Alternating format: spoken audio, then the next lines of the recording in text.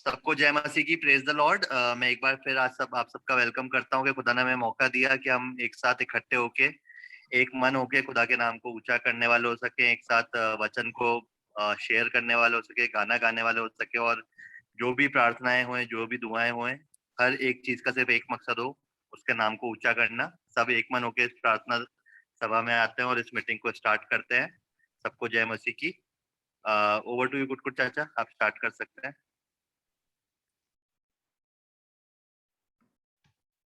आप सबको जय मसीह की, आप सबको सलाम। परमेश्वर का धन्यवाद हो कि एक और समय उसने हमें दिया कि हम इस शाम की इबादत में शामिल हो सके। आइए, इससे पहले कि हम इस शाम की इबादत में आगे बढ़े, मैं आपके सामने पढ़ूंगा भजन संहिता और उसका 128वां अध्याय।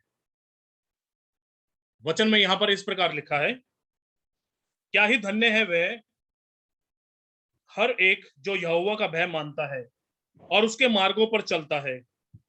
तू अपनी कमाई को निश्चय खाने पाएगा, तू धन्य होगा और तेरा भला ही होगा।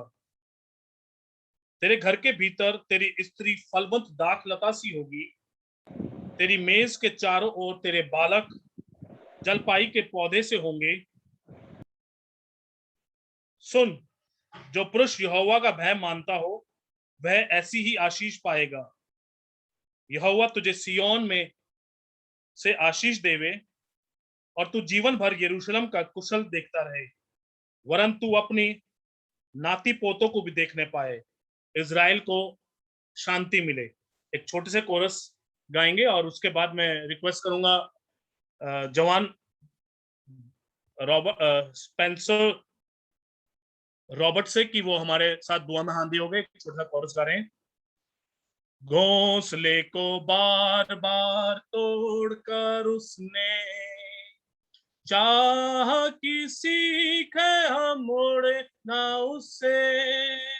घोंसले को बार बार तोड़कर उसने चाह कि सीखे हम उड़े ना उससे। परों पर उड़ाया उकाब की तरह, ताकि हमको चोट न लगे। परम पिता की हम स्तुति गाए, वो ही है जो बचाता हमें।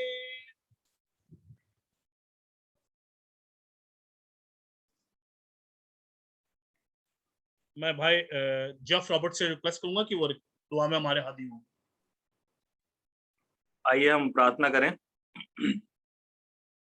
जिंदा, महान और प्रेमी दयालु पिता परमेश्वर, हम सब एक मन और पिता एक दिल होकर आपके हुजूरी में फिर पिता जमा हुए पिता परमेश्वर, इस जूम मीटिंग के द्वारा मेरे पिता, और हम आपको इनवाइट करते पवित्र आत्मा हमारे इस मीटिंग के अंदर पिता परमेश्वर।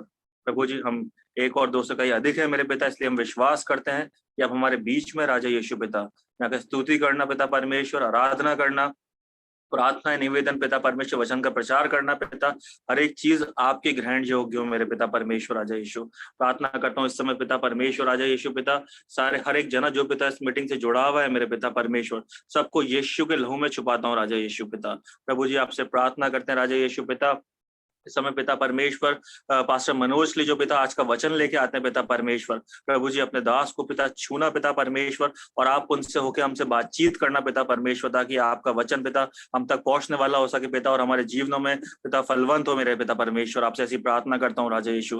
मुकेश चाचा की फैमिली के लिए प्रार्थना करता हूँ राजा यीशु, जब वो पिता स्तुति आराधना करते हैं पिता परमेश्वर, अब सबको बहुतायत की आशीष देना पिता परमेश्वर राजा यीशु। और पिता परमेश्वर स्तुति आराधना से पिता परमेश्वर सारे बंधन टूटते पिता परमेश्वर, आज छुटकारा होता, चंगाई होती पिता। प्रभु जी कहता हूँ राजा यीशु पिता, सारे स्तुति आराधना पिता, वचन का प्रचार करना आपके ग्रहण योग्य हो मेरे पिता परमेश्वर राजा यीशु। पिता परमेश्वर संगीत मामले के लिए प्रार्थना करता हूँ पिता, वो पिता परमेश्वर चंगाई को प्राप्त करते हैं पिता परमेश्वर, हमारा स्तुति करना, आराधना करना आपके ग्रहण योग्य, और पिता उनकी चंगाई को हम आपसे मांग लेते हैं राजा यीशु। प्रार्थना करते हैं पिता, जो भी इस मीटिंग से जुड़ा हुआ है पिता, जो किसी कारणवश नहीं जुड़ पाया पिता, उनके लिए प्रार्थना करता हूँ पिता, उनको भी प्रभु जी आप वही आशीष देना जो आप हमें दिया चाहते हैं पिता परमेश्वर।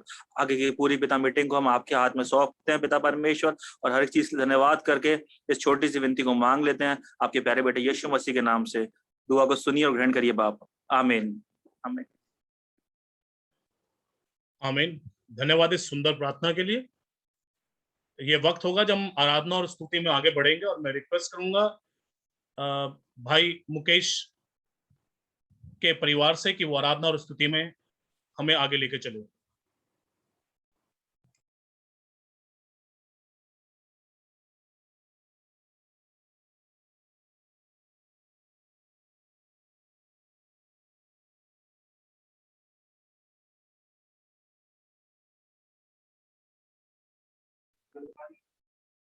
Praise the Lord, सबको जय आएगी। आइए मसीह की जय चला आप सभी को जय मसीह की।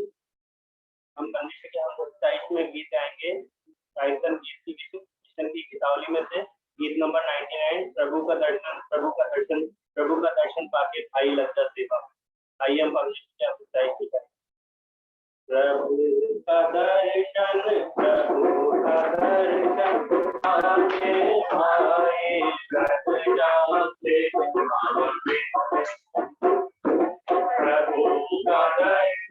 प्रभु का दर्शन आगे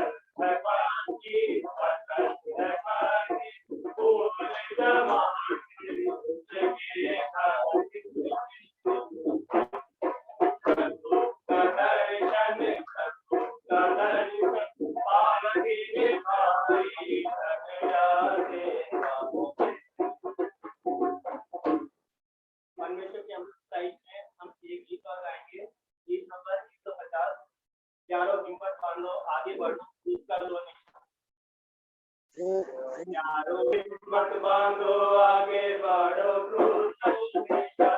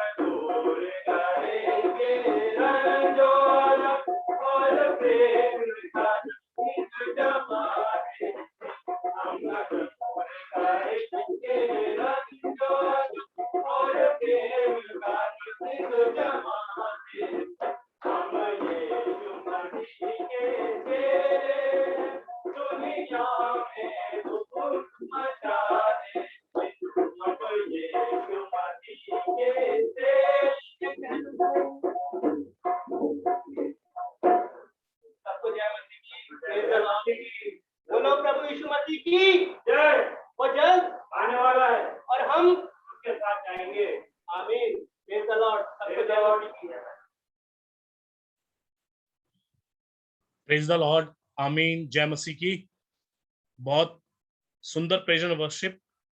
प्रभु दोनों जवान बच्चों को आशीष दे और भाई और भाभी की नौकरी में कामों में बरकत का हाथ रखे और इस परिवार को अपनी बरकतों और आशीषों से मालामाल रखे। ये वक्त होगा कि हम प्रार्थना निवेदन में अपना आप ही को आगे लेकर चलेंगे और मैं रिक्वेस्ट करूंगा मिस्टर सिल्वेस्टर मेसी से कि वो इस प्रेयर रिक्वेस्ट में हमारे हादी हों और उनसे रिक्वेस्ट करूंगा कि मिसेस संगीता के लिए जो बीमारी के बिस्तर पर हैं उनके लिए प्रार्थना करें। भाई अजय के लिए कि वो जल्द से जल्द तंदुरुस्त होकर वापस हमारे बीच में आ सकें और बेटी क्विटी के लिए जिसका आज जन्मदिन है उसको भी अपनी आज की प्रार्थनाओं में याद रखें। भाई सिल्वेस्टर मेसी।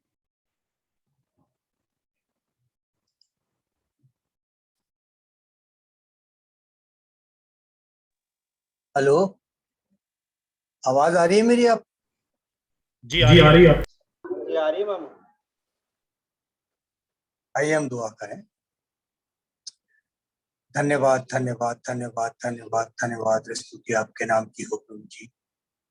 अत्यंत दयालु और महान स्वर्गीय पिता परमेश्वर प्रभु यीशु मसीह में हमारे जीवित पिता, बड़ी ही दीनता और नम्रता के साथ डर कांपते आज की रात फिर से आपके चरणों पर आए प्रभु।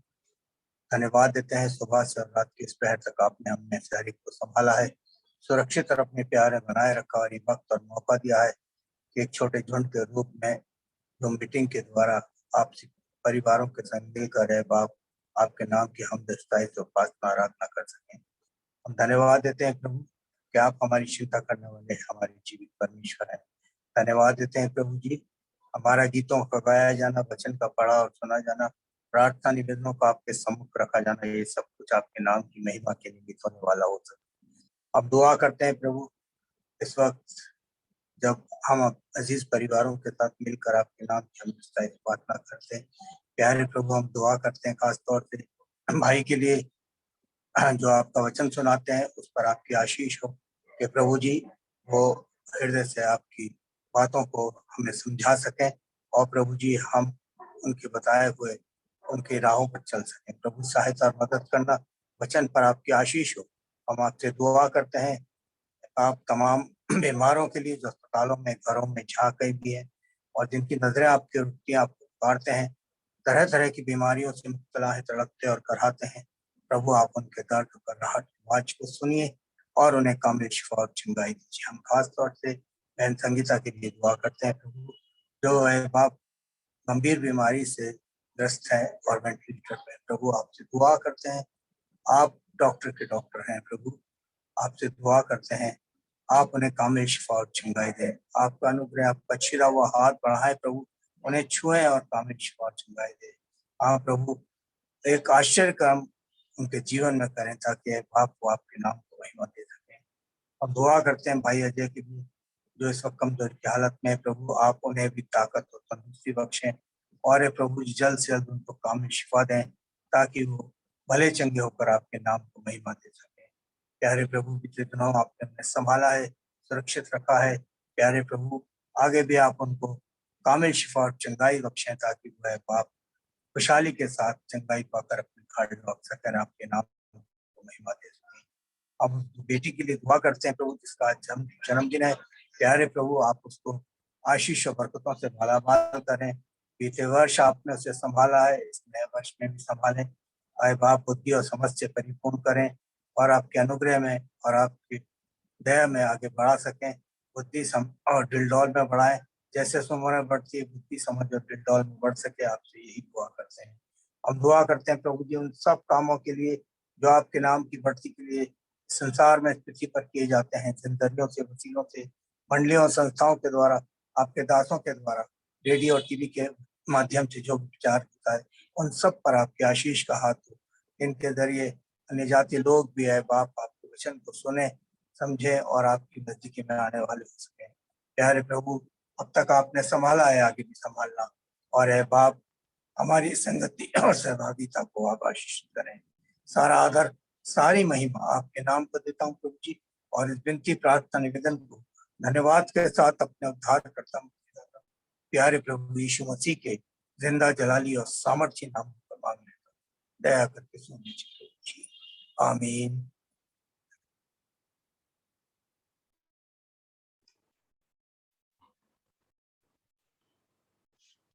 मैं शुक्रगुजार हूँ मिस्टर सिल्वेस्टर मेसी का कि वो हमारे साथ प्रार्थना में हाजिर हुए। ये वक्त होगा कि हम मुकद्दस कलाम में से पढ़ेंगे और मैं रिक्वेस्ट करूंगा भाई राहुल से कि वो आज का बाइबल पाठ हम लोगों के सामने पढ़ें। धन्यवाद। Praise the Lord. आइए हम भजन संहिता 119 और उसका 5वां बाब पढ़ेंगे, जहाँ पर ऐसा लिखा है, भला होता कि तेरी विधियों को मानने के लिए मेरी चाल चलन दृढ़ हो जाए। प्रभु यीशु मसीह इस पवित्र वचन के पढ़े और सुने जाने पर आशीष दे। धन्यवाद। आमीन। आमीन। ये वक्त होगा कि जब हम अपने आप ही को परमेश्वर के वचन को सुनने के लिए तैयार करेंगे, और आज के वचन पर अपने विचार व्यक्त करने के लिए मैं रिक्वेस्ट करूंगा अपने जीजा से, पास्टर मनोज मसीह से, कि परमेश्वर ने जो आज उनको वचन दिया है वो हम सबके बीच में बांटे। पास्टर मनोज मसीह। आप सबको जय मसीह की। कोई पास्टर है, जानते भैया इनको? Hello hello. हाँ करिए ब्रदर, करिए। सॉरी, अनम्यूट रह गए थे आंटी। जय मसीह की। सबको जय मसीह की।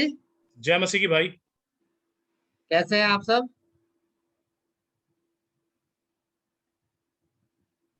कौन आंटी थी बीच में? वो वायला मामी थी एक्चुअली, जो सल्लू मामू जिन्होंने दुआ करी थी उनकी वाइफ थी वायला मामी। ओके। चलिए, प्रभु का धन्यवाद करते हैं आज के सुंदर दिन के लिए जो उसने मेरे और आपके जीवन में दिया, कि मैं और आप उसकी तारीफ और उसकी प्रशंसा कर सके, उसकी स्तुति कर सके, क्योंकि परमेश्वर का कलाम बहुत महत्वपूर्ण है और हमेशा वो मेरे और आपकी जिंदगियों के लिए आशीष का कारण ठहरता है। और जैसा कि आज का वचन आपके सामने पढ़ा गया है, भजन संहिता 119 और उसकी 105, यहाँ खुदा का कलाम इस प्रकार से कहता है कि तेरा वचन मेरे पाँव के लिए दीपक और मेरे मार्ग के लिए उजियाला है। आइए हम लोग इस वचन में जाने से पहले अपने सिरों को खुदावंद की हजूरी में झुकाएं और हम इनसे दुआ करें। खुदावंद, एक बार फिर से हम तेरे चरणों में आते हैं और धन्यवाद करते हैं आज के सुंदर दिन के लिए जो कि आपने हमारे जीवन में जोड़ा, कि प्रभु हम तेरी तारीफ और तेरी प्रशंसा कर सकें। और शाम के इस वेले के समय पिता परमेश्वर हम सब इकट्ठे हो सकें। तूने सुबह से लेके अब तक हमको संभाला, जब हम अपने खुदावंद कार्य करने के स्थानों पर थे, अलग अलग जगहों पर थे, तूने हमारी सुरक्षा रक्षा करी। और पिता परमेश्वर, अपने इस स्थान पर तूने हमें लाने के लिए फिर से खुदावंद तू हमारे साथ रहा, उसके लिए हम तेरा धन्यवाद करते हैं। प्रार्थना करते हैं प्रभु, जब आज का वचन हम सुनते हैं, पढ़ते हैं, समझते हैं, वो वचन हमारी जिंदगियों में हम उसको यूज में ला सके और खुदावंद उसके द्वारा हम बहुत सी जिंदगियों को बचाने वाले बन सके। खुदावंद खुदा, तू महान है, सामर्थ्य, अनुग्रहकारी। सारी बातों के लिए धन्यवाद करते हैं। जितने लोग इस कलाम को सुनते हैं उनके जिंदगियों में इस कलाम को 30 गुना, 60 गुना और 100 गुना फलने देना प्रभु, ताकि बहुत से लोग इस फल के द्वारा फलवंतित हो सके और वो दूसरों की जिंदगियों में भी फल को लाने वाले बन सके। सब कुछ तेरे हाथ में सौंपते हुए आज का वचन का पढ़ना, वचन का सुनना, सब कुछ आपको भाने वाला बन सके। हमारी आराधना तुझे भाने वाली बन सके, यीशु मसीह के नाम से, आमीन। अजीजों, आज का कलाम जो है बेश महत्वपूर्ण है, बहुत ही बेशकीमती है। और जैसा कि खुदा का कलाम यहाँ पर कहता है कि तेरा वचन मेरे पाँव के लिए दीपक और मेरे मार्ग के लिए उजियाला है। आज हम यहाँ पर वचन की कुछ खासियत देखेंगे, हम लोग वचन की कुछ कैटेगरी देखेंगे कि वचन है क्या, बाइबल क्या है। हम लोग बाइबल को बहुत ही आसान समझते हैं, है ना। बाइबल को हम बहुत इजीली लेते हैं, कहीं भी हम रख देते हैं, है ना, कैसे भी हम उठा करके रख देते हैं। कभी हम पैरों पे रख लेते हैं, कभी हम कहीं रख देते हैं, कभी हम कहीं रख देते हैं। लेकिन अजीजों, खुदा का कलाम जो है ये जीवित वचन है, इसमें जीवित परमेश्वर का इसके अंदर जीवित वचन है ना। क्योंकि हम अगर देखें बाइबल को तो बाइबल को कितने लोगों ने लिखा है इसके अंदर? अगर आप अपना अनम्यूट करेंगे अपने आप को तो मैं कुछ सवाल पूछूंगा तो आप बता सकते हैं बाइबल को कितने लोगों ने लिखा है? Who is the writer of the Bible? कोई बता सकता है मेरे को who is the writer of the Bible? कोई भी नहीं बता सकता है, सबने अपने आप को म्यूट कर रखा है। Nobody wants to unmute themselves. Hello, I am audible और नॉट? मेरी आवाज आ रही है आपको? आ रही है आ रही है। मैं आपसे कुछ क्वेश्चन कर रहा हूँ तो एटलीस्ट आप जवाब देंगे तो प्रीचर को लगता है कि हाँ मेरी कांग्रीगेशन जो है सुन रही है। Who is the writer of the Bible? Can you tell me? परमेश्वर के वचन को लिखने वाला कौन है? बता सकते हैं? अलग अलग प्रोफेट्स ने अलग अलग समय पे लिखी है, अलग अलग लोगों ने अलग अलग समय पर लिखी है, लेकिन इसका ऑथर कौन है? Who is the author? पवित्र आत्मा। पवित्र आत्मा, दैट्स गुड। क्योंकि Holi spirit is the author of the Bible and the writer is the different. क्योंकि 40 अलग अलग लोगों ने 1600 वर्षों के अंदर इस बाइबल को लिखा है। और आपको पता है इस बाइबल को लिखते हुए कितने लोगों की जानें चली गई, कितने लोगों के सर कलम कर दिए गए, कितने लोगों के हाथ काट दिए गए, और कितने लोगों ने अपने जीवन को जो है इस बाइबल को बचाने के लिए, इसकी प्रतियों को बचाने के लिए अपनी लाइफ को कुर्बान कर दिया। क्यों? क्योंकि इसमें परमेश्वर का जीवित वचन है, ये परमेश्वर का जीवित कलाम है। और इसीलिए यहाँ पर बाइबल मुझे और आपको ये समझाती है कि इसके अंदर परमेश्वर की कुछ कैटेगरीज हैं, परमेश्वर के वचन की कुछ कैटेगरीज हैं। और वो कैटेगरीज क्या है वो मुझे और आपको बताती है। जैसे कि भजन संहिता 119 के 105 में लिखा हुआ है कि तेरा वचन मेरे पांव के लिए दीपक है। सबसे बड़ी बात यह है कि खुदा का कलाम मेरे और आपके लिए अंधियारे में दीपक का काम करता है। अगर हम देखें मत्ती रचित सुसमाचार तो वहां पर हम देखते हैं कि जब यीशु मसीह का जन्म हुआ तो क्या वहां लिखा हुआ है कि उस देश में बहुत से गड़ेड़िए रात को क्या कर रहे थे? अपनी भेड़ें चरा रहे थे। और एकाएक उन पर क्या चमका? एक उजियाला चमका। अंधियारे में थे और एक बहुत बड़ा उजियाला उनके ऊपर चमका। किनके ऊपर? गड़ेड़ियों के ऊपर। और वहां देखते हैं कि वो जगह जो थी, वो स्थान जो थी, वो क्या हो गई? प्रकाशमान हो गई, उजियाला हो गया। और वहां पर क्या था कि अंधकार मिट गया। और वो गड़ेड़िए क्यों डर गए थे पता है आपको? वो और किसी चीज से नहीं डरे थे, वो सिर्फ इसलिए डर गए थे क्योंकि वो अंधियारा स्थान, वो जंगल का स्थान एकदम उजाले से भर गया, जैसे कोई प्रकाश वहां पर जला दिया गया हो किसी ने। और इसीलिए उन्होंने क्या देखा? वहां पर एक स्वर्गदूत को देखा। अंधियारे के अंदर जब वो रोशनी चमकी तो वहां पर उन्होंने एक स्वर्गदूत को देखा। और यहाँ पर खुदा का कलाम कहता है कि तेरा वचन मेरे पांव के लिए दीपक है। कि जब हम अंधियारे में होते हैं तो परमेश्वर का वचन मुझे और आपको जो है क्या करता है? उजियाले का काम देता है, वो रोशनी का काम देता है। जब हम मायूस होते हैं तो अगर हम मायूस हैं और परमेश्वर के कलाम को पढ़ें तो परमेश्वर का कलाम मुझे और आपको क्या देता है? आशा देता है। उस निराशा के अंदर आशा देता है ताकि मैं और आप इस वचन की क्या समझे? इस वचन की महत्वता को समझें। और यीशु मसीह ने क्या कहा कि कोई भी दिया जला करके किसके नीचे? दीवट के नीचे नहीं रखता है। कहाँ रखता है? ऊपर रखता है, और सारे पे रखता है, ताकि दुनिया के लोगों को क्या दे? वो घर के लोगों को क्या दे? वो रोशनी दे। और इसीलिए खुदा का कलाम यहाँ पर कहता है कि तेरा कलाम जो है मेरे पांव के लिए दीपक है। अजीजों, हम लोग बहुत सी बार क्या करते हैं? अपनी जिंदगी में निराश हो जाते हैं, बहुत सी बार मायूस हो जाते हैं कुछ कुछ बातों को लेकर के। लेकिन खुदा का कलाम 24 घंटे मेरे और आपके लिए तैयार रहता है। और वो कहता है कि तेरा कलाम मेरे लिए रोशनी है। और वो रोशनी क्या है? कि जब हम बहुत सी चीजों से होकर के गुजरते हैं और जब कहीं कोई मंजिल नजर नहीं आती तो आखिर में यीशु मसीह ने क्या कहा? जगत की ज्योति मैं हूं, और जो मेरे पीछे हो लेता है वो कभी अंधियारे में नहीं चलता है। तो यीशु मसीह ने बिल्कुल साफ साफ वहां कह दिया कि जगत की ज्योति मैं हूं। And Jesus Christ is the light of the world. And Bible says यहाँ पर कि किंग डेविड यहाँ लिखता है कि तेरा वचन मेरे पांव के लिए दीपक है, और कहता है कि मेरे मार्ग के लिए उजियाला है। अगर हम पढ़ें एक वचन हम निकालें और वहां पर पढ़ें। अगर कोई भी मेरे पढ़ने में मदद कर सकता है तो नीति वचन 6 और उसका 23 अध्याय कोई मेरे लिए पढ़ दे वहां पर। अगर कोई अपने आप को अनम्यूट करके पढ़ दे प्लीज। नीति वचन 6 उसका 23। आज्ञा तो दीपक है और हाँ। शिक्षा ज्योति और सिखाने वाले की डांट जीवन का मार्ग है। जी हाँ, खुदा का कलाम बिल्कुल साफ कहता है कि आज्ञा तो दीपक है। जो लोग आज्ञा का पालन करते हैं यानी वो उस दीपक की तरह उस दीपक का फॉलो करते हैं जो दूसरों को रोशनी देता है। और खुदा का कलाम मेरे और आपके लिए यहाँ पर कहता है कि आज्ञा तो दीपक है और शिक्षा ज्योति है और सिखाने वाले की डांट क्या है? वो जीवन का मार्ग है। और यीशु मसीह ने क्या कहा है कि मार्ग, सत्य और जीवन मैं ही हूं, और जो मेरे पास आता है वो कभी भी भटकता नहीं है, अंधियारे में नहीं चलता है, वो हमेशा किस में चलता है? उजियाले में चलता है। और यीशु मसीह ने इन बातों को पहले कह दिया कि मार्ग, सत्य और जीवन में ही हूं। क्यों? क्योंकि ये उसके कलाम में यहाँ पर जीवन है। अजीजों, हम देखते हैं बाइबल के अंदर कुछ ऐसी और भी बातें हैं जो उसके वचन के बारे में बताती हैं।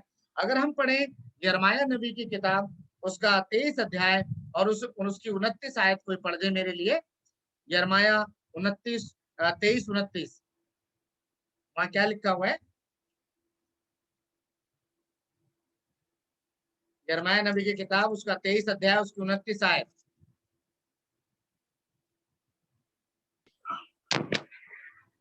यहोवा की ये वाणी है, क्या मेरा वचन आग सा नहीं है?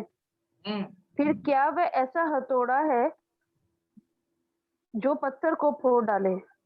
जी, परमेश्वर का कलाम यहाँ पर बिल्कुल साफ साफ मेरे और आपके लिए कह देता है यिर्मयाह नबी की किताब के अंदर, क्या मेरा वचन क्या नहीं है?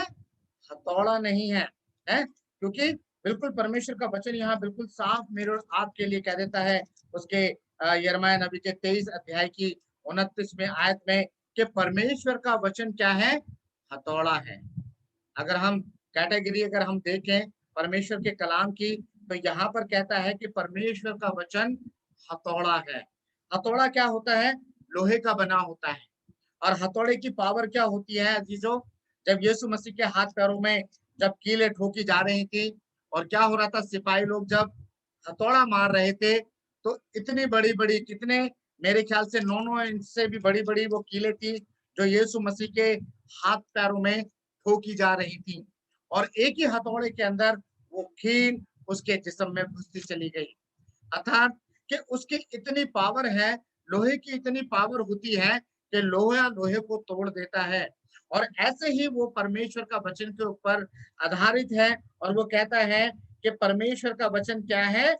एक हथौड़ा के समान है। यहोवा की ये वाणी है कि क्या मेरा वचन हथौड़े, ऐसा हथौड़ा नहीं जो पत्थर को भी तोड़ तोड़ कर देता है। मैंने बहुत से लोगों की गवाहियों को सुना है, बहुत से लोगों के जीवन के बारे में मैंने सुना है। और लोग क्या कहते हैं कि मैं तो इतना कठोर था कि मैं वचन को नहीं मानता था। अगर हम गवाही देखें साधु सुंदर सिंह की, और जब उसकी जवानी की गवाही को हम देखें तो वहां साधु सुंदर सिंह जी लिखते हैं कि उन्होंने जवानी में न्यू टेस्टमेंट को फाड़ दिया। और क्या हुआ? और वो यीशु मसीह को नहीं मानना चाहते थे। लेकिन जिस रात उन्होंने यीशु मसीह के वचन को फाड़ा, उस रात वो पूरी तरह सो नहीं पाए, बेचैन थे।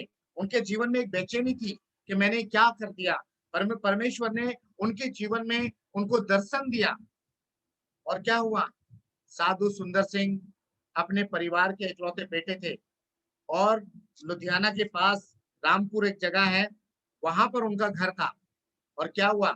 जब यीशु मसीह के साथ में उनका इनकाउंटर हुआ तो क्या हुआ? उन्होंने अपने सब कुछ त्याग दिया, सब कुछ छोड़ दिया। और क्या हुआ? कहाँ चले गए? वो परमेश्वर की खोज में तिब्बत की ओर निकल गए। यदि आपने साधु सुंदर सिंह की गवाही कभी पढ़ी हो तो आप देखेंगे कि साधु सुंदर सिंह जी ने 3 बार लद्दाख की यात्रा करी ताकि वहां के लोगों को परमेश्वर का वचन सुना सके। और आखिरी में क्या हुआ कि एक दिन वो जो है वो लापता हो गए, उनका किसी को पता नहीं चला। जिस तरीके से हानोक को जिस्म में उठा लिया गया था, जिस तरीके से एलिया को उठा लिया गया था, ऐसा ही कहते हैं कि साधु सुंदर सिंह भी परमेश्वर ने बॉडी के साथ उनको उठा लिया, है ना। लेकिन हम देखते हैं लोगों का विश्वास और हम देखते हैं वचन का कार्य कि कितना भी बड़ा पत्थर हृदय क्यों ना हो, पौलुस के जीवन को हम देखते हैं, पौलुस का जीवन कितना कठोर था, उसका हृदय कितना पत्थर रूपी था। और क्या होता है कि वो दमिश्क में मसीहों को मारने, सताने, काटने के लिए जा रहा था, लेकिन जैसे ही यीशु मसीह के साथ उसका एनकाउंटर हुआ तो क्या हुआ कि साउल साउल तू मुझे क्यों सताता है। और साउल क्या हुआ, साउल पौलुस बन गया, साउल पौलुस बन गया। उसके जीवन में क्या हुआ, जो उसका पत्थर का जो हृदय था, परमेश्वर के वचन रूपी हथौड़े ने तोड़ करके उसको क्या किया, चूर चूर कर दिया। और क्या हुआ, खुद पौलुस इस बात की गवाही देता है कि मैं तो यहूदियों का यहूदी था, यूनानियों का यूनानी था, और मैं क्या करता था, मसीहों को मारता था, काटता था, और उनको मारने के लिए दमिश्क में जा रहा था। तभी मुझे जो है यीशु मसीह के दर्शन हुए। अजीजों, खुदा का कलाम वो हथौड़ा है जो इंसान के जीवन में जब पड़ता है ना, तो जीवन में उसके जो है बहुत सारे परिवर्तन लेकर के आता है। और फिर दूसरी बात वो कहता है कि परमेश्वर का वचन जो है वो आग है। वहां लिखा हुआ है, क्या परमेश्वर का वचन आग सा नहीं, क्या परमेश्वर का वचन आग सा नहीं है। क्योंकि आग आपको पता है ना क्या करती है, आग गर्मी पैदा करती है, आग जला करके राख करती है, आग जो है अच्छी खासी जगह को जो है क्या करती है, शमशान बना देती है। और हम देखते हैं खुदा का कलाम यहाँ पर क्या कहता है, क्या मेरा वचन आग सा नहीं है।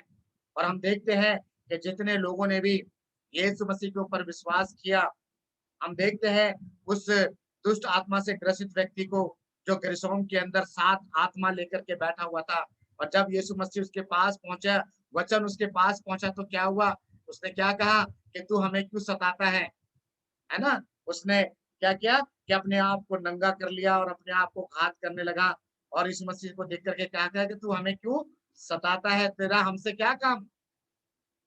और उसने क्या कहा कि मैं चाहता हूं कि तुम निकल जाओ। और क्या हुआ, उन्होंने खुद कहा कि जो सूअरों का झुंड चल रहा है ना, इसमें हमें भेज दे। क्यों, क्योंकि परमेश्वर का वचन आग सा है, उसको कोई सह नहीं सकता है। अगर जिसके अंदर ये आग एक बार लग जाती है ना, वो आग को कोई जल्दी बुझा नहीं सकता, क्योंकि वो आग एक इतनी अद्भुत आग है जो जिस्म को अंदर ही अंदर जलाती है। हम देखते हैं वो आग जो खुदावंत के लोगों में लगी, मूसा के जीवन में जब वो आग लगी, जब उसने जलती झाड़ी के अंदर परमेश्वर का दर्शन पाया, तो उससे रहा नहीं गया। और क्या हुआ, उसने फिरौन की गुलामी से अपने लोगों को आजाद कराया। वही वचन आज जो है आग है अजीजों, वही वचन अग्नि के समान काम करता है। और जो गुलामी में लोग आज भी पड़े हैं, जो पाप के दास तत्व में आज भी हैं, अपनी आदतों के गुलाम आज भी हैं, परमेश्वर का वचन उनको आजाद करता है। और इसलिए कहता है, क्या मेरा वचन आग सा नहीं है, क्या मेरा वचन हथौड़ा सा नहीं है, जो इंसान के या पत्थर रूपी दिल को जो है वो टुकड़े टुकड़े कर देता है। फिर आगे वो कहता है, क्या मेरा वचन जो है एक तलवार सा नहीं है, क्योंकि परमेश्वर का वचन मुझे और आपको बताता है कि परमेश्वर का वचन एक तलवार है, और जो कूदे कूदे और डाली डाली को छाटता है। अगर हम पढ़े इब्रानियों की किताब उसका 12 से लेकर 16 आयत तक हम पढ़े, तो वहां क्या लिखा हुआ है, इब्रानियों की किताब उसका 12वां अध्याय 4 अध्याय उसकी 12 और 16 आयत, कोई भी पढ़ दे मेरे लिए, इब्रानियों 4, 12 और 16। क्योंकि परमेश्वर का वचन जीवित और प्रबल और हर एक दोधारी तलवार से भी बहुत चोखा है, और प्राण और आत्मा को और गांठ गांठ और गुदे गुदे को अलग करके आर पार छेदता है, और मन की भावनाओं और विचारों को जांचता है। आमीन आमीन। खुदा का कलाम के पढ़े जाने और सुने जाने पर आशीष हो। अजीजों, खुदा का कलाम यहाँ पर बिल्कुल साफ साफ कह देता है, क्योंकि परमेश्वर का वचन क्या है, जीवित है, उसमें जीवन है। और बाइबल क्या कहती है, यीशु मसीह ने क्या कहा, मार्ग, सत्य और जीवन मैं ही हूँ। वो जीवित है और प्रबल है और हर एक दोधारी तलवार से चोखा है। 2 धारी तलवार आप जानते हैं, अगर आप में से पता नहीं, मुझे नहीं पता कितने लोगों ने देखी होगी 2 धारी तलवार, लेकिन आप सब राजस्थान के हैं और राजस्थान तो राजाओं महाराजाओं का है। और वहां पर हम देखते हैं कि अगर हम राजाओं के महलों में जाएं, उनके संग्रहालयों में जाएं, तो वहां उनकी तलवारें देखने को मिलती हैं। मुझे मौका मिला जयपुर जाने के लिए और जयपुर के एल्बर्ट म्यूजियम में जाने का मौका मिला, तो वहां पर मैंने देखा राजाओं की तलवारें, लेकिन मुझे वहां कहीं 2 धारी तलवार नजर नहीं आई। खुदा का कलाम कहता है कि परमेश्वर का वचन 2 धारी तलवार से भी ज्यादा तेज है, जो क्या करता है, वो क्या करता है कि जीव चोखा है और जीव और आत्मा को, जीव और आत्मा को और गांठ गांठ और गूदे गूदे को अलग करके बार बार छेदता है। जब यीशु मसीह के साथ इनकाउंटर होता है ना, तब उसका वचन इंसान की जिंदगी को छेदता है, उसके दिल के अंदर जगह बनाता है, उसके दिल की जो चर्बी है, जो पापों से भर गई है, जो गुनाहों से भर गई है, उसको आर पार छेदता है। और क्या होता है कि इंसान के उस दिल के अंदर, उस जीवन के अंदर परमेश्वर का वचन एंटर करता है। अगर हम बहुत से मिशनरियों की लाइफ को देखें और सबसे बड़ी लाइफ का उदाहरण हम पौलुस को ही देख लें, तो उसने खुद कहा है कि मैं तो उस दर्शन से क्या हो गया, मैं तो उस दर्शन को पा करके यीशु मसीह का दीवाना हो गया। और क्या कहता है कि मैं जो करना चाहता था वो मैं नहीं करता था, और जो करना चाहता था वो नहीं करता था। क्यों? क्योंकि वो इस जिस्म की बात करता है और कहता है कि जब मैं यीशु मसीह में आ गया तो उसने मेरे जीवन को क्या किया, बदल दिया। और वही पौलुस जो है, जो साउल था, वही पौलुस बन गया और कहता है कि मैं यीशु मसीह के दागों को अपने शरीर पर लिए फिरता हूँ। अर्थात वो 39 कोड़े, क्योंकि उसने भी जब मसीह बन गया उन कोड़ों को खाया, उन कोड़ों की सहा, और कहता है कि मैं यीशु मसीह के दागों को अपने पीठ पर लेकर के फिरता हूँ। अजीजों, खुदा का कलाम ऐसा है कि जब वो इंसान की जिंदगी में प्रवेश करता है तो कठोर से कठोर हृदय को वो छेद देता है, तोड़ देता है, और क्या करता है, उसको जो है एक पाक और पवित्र व्यक्ति बनाता है। और अगर हम देखें मलाकी की पुस्तक, उसका 3रा अध्याय और उसकी 2री आयत में क्या लिखा हुआ है, मलाकी उसका 3 अध्याय और उसकी 2वीं आयत में वहां पर क्या लिखा हुआ है, मलाकी की किताब उसका 3 अध्याय उसकी 2री आयत।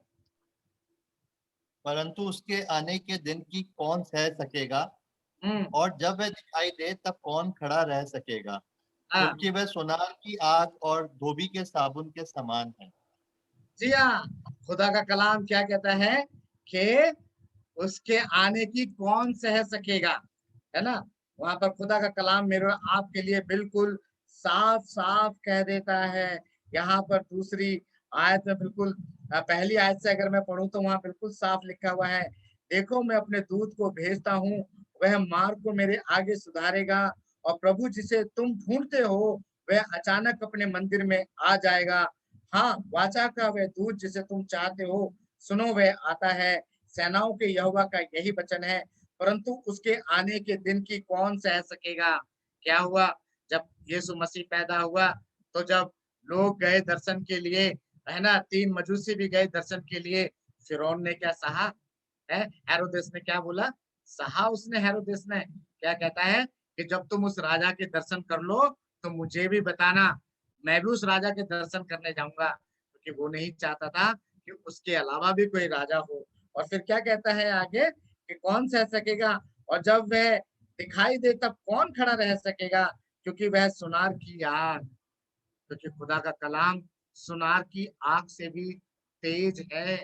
खुदा का कलाम सुनार की आग से भी चोखा है, क्योंकि सुनार की आग क्या करती है, सोने को निर्मल करती है और अच्छा और बेस्ट सोना निकालती है ना, जांचती है कि किस प्रकार से 22 कैरेट का सोना, 23 कैरेट का सोना, 24 कैरेट का सोना जो है वो तैयार किया जाता है। वैसे ही खुदा का कलाम है कि उसकी आग जांचती है कि कौन 22 कैरेट का सोना बन सकता है, कौन 23 कैरेट का सोना बन सकता है, कौन 24 कैरेट का सोना बन सकता है। तो खुदा का कलाम मुझे और आपको जो है जांचता है, परखता है और वो ये चाहता है कि हम जो है उसके मुताबिक चलें। और फिर कहता है कि आग है और धोबी के साबुन के समान है। खुदा का कलाम बिल्कुल साफ मुझे और आपको यहाँ पर क्या करता है कि वो मुझे धो करके साफ करता है।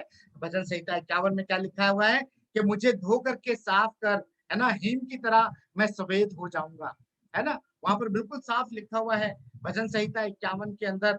राजा दाऊद कहता है कि मेरे को धो करके मुझे हिम की तरह सफेद कर, क्योंकि जो हमारे अंदर के गुनाह है ना वो तभी मिट सकते हैं अजीजों जब हम परमेश्वर के वचन के साबुन रूपी वस्तु से हम नहाए हुए हों, उसकी आत्मा मेरे और आपके जीवन में हो, और तभी हम जो है कह सकते हैं कि तेरा कलाम मेरे पाँव के लिए दीपक और मेरे मार्ग के लिए उजियाला है। अदरवाइज हम कितना भी कुछ कर लें और हमारी जिंदगी में अगर परिवर्तन नहीं है, there will be no place for the word of God, तो वी आर नथिंग सर। क्यों? क्योंकि कोई भी नगर जो पहाड़ पर बसा है वो कभी छुपता नहीं है।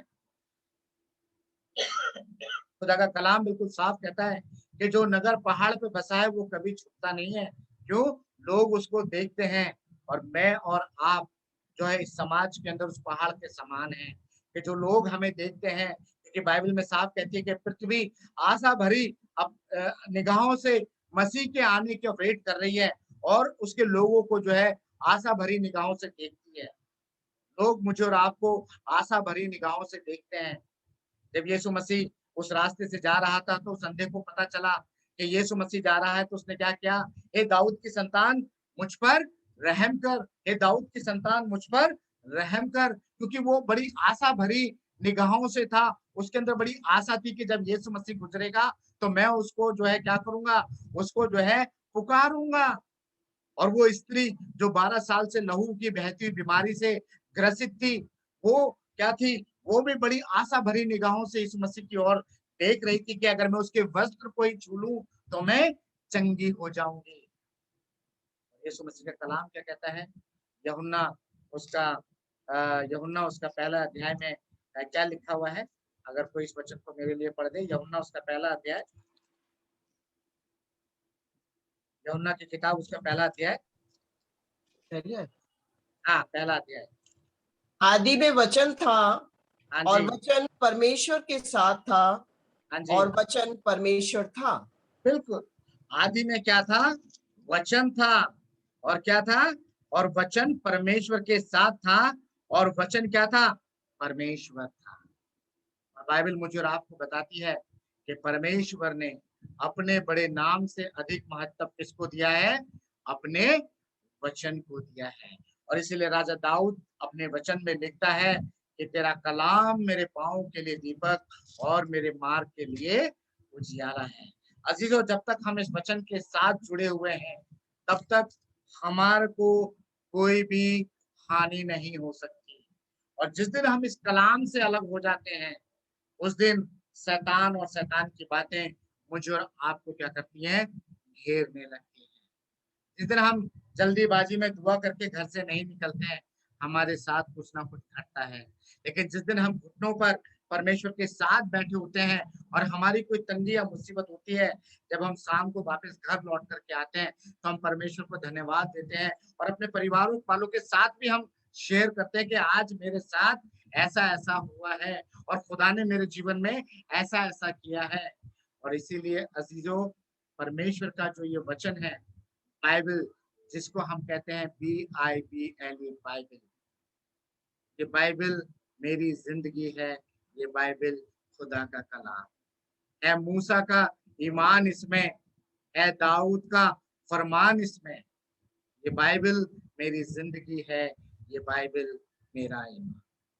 तो मुझे और आपको खुदा के कलाम को इज्जत देनी है, उसको जो है सर आंखों पे रखना है, इसको इधर उधर नहीं रखना है, क्योंकि ये बहुत महत्वपूर्ण है। क्यों? क्योंकि 1000 सोने चांदी से भी ज्यादा बेशकीमती यीशु का कलाम है। उसने कलाम में लिखा हुआ है कि तेरा वचन सोने और चांदी से भी ज्यादा कीमती है। सोना और चांदी तो फिर भी सस्ता हो सकता है, लेकिन उसका कलाम नहीं हो सकता। उसने कहा है कि जो मैंने अपने मुंह से बोल दिया, और जब तक वो कलाम पूरा हो करके जिसको मैंने भेजा है वो कलाम पूरा होकर के मेरे पास लौटता है। और अजीजों, जो खुदा ने जिस कलाम को मेरे और आपके लिए बो दिया है ना, वो पूरा होकर के उसकी इच्छा को पूरा करके परमेश्वर के पास। आइए हम लोग दुआ। खुदावन, एक बार फिर से हम तेरे हाथों के और तेरे चरणों के पास में आते हैं प्रभु, और धन्यवाद देते हैं इस सुंदर समय के लिए जो कि आपने दिया प्रभु। इस कलाम के लिए तेरा धन्यवाद देते हैं जो तूने हमको दिया, कि तेरा कलाम हमारे पाँव के लिए दीपक और मार्ग के लिए उजाला है, ताकि प्रभु हम अंधियारे में ठोकर ना खाएं और अपने मार्ग में भटक ना जाएं प्रभु। इसलिए तू हमें बार बार हमें सिखाता है अपने कलाम की बेशकीमती मोहब्बत को पिता परमेश्वर। इस कलाम के लिए हम आपका शुक्रिया अदा करते हैं जो हजारों करोड़ों रुपयों से भी बेशकीमती है पिता परमेश्वर। उन्हें दिया, मैंने बांट दिया, तेरा शुक्रिया अदा करता हूँ। हम में से प्रत्येक की जिंदगी में कलाम 30 गुना और 100 गुना फल दें। यीशु मसीह के नाम से आमीन।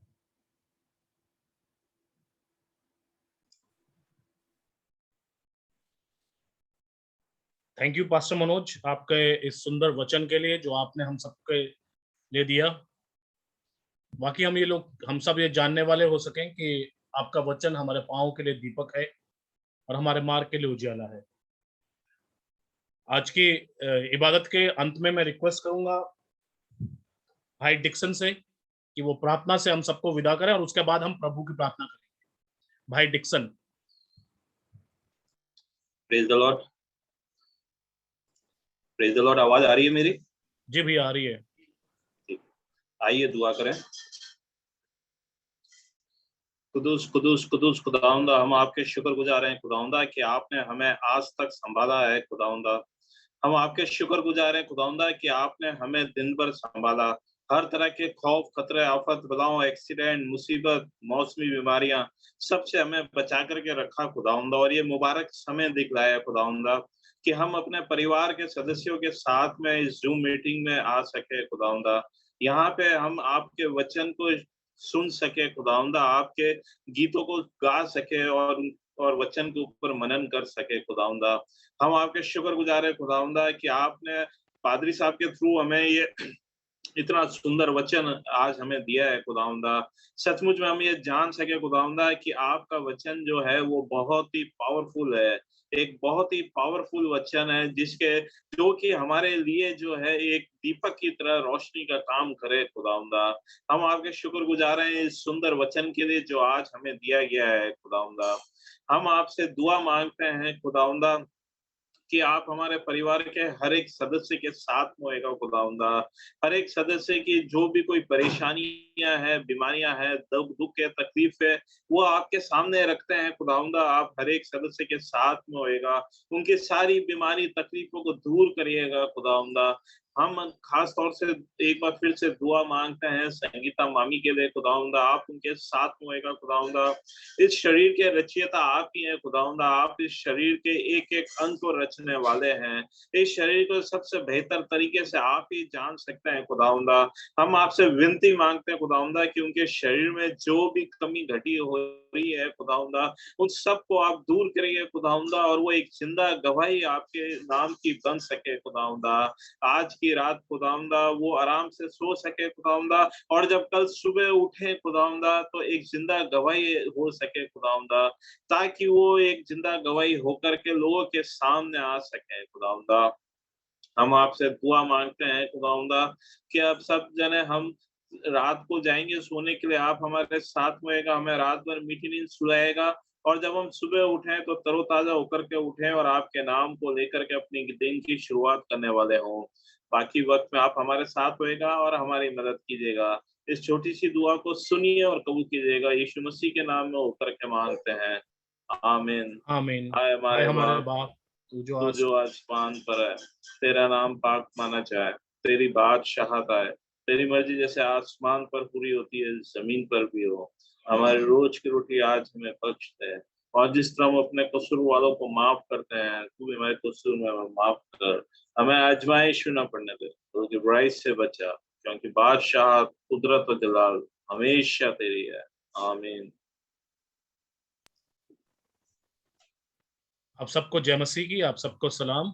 मैं शुक्रगुजार हूँ हर एक उस शख्स का जो आज की प्रार्थना सभा में सहयोग दिया।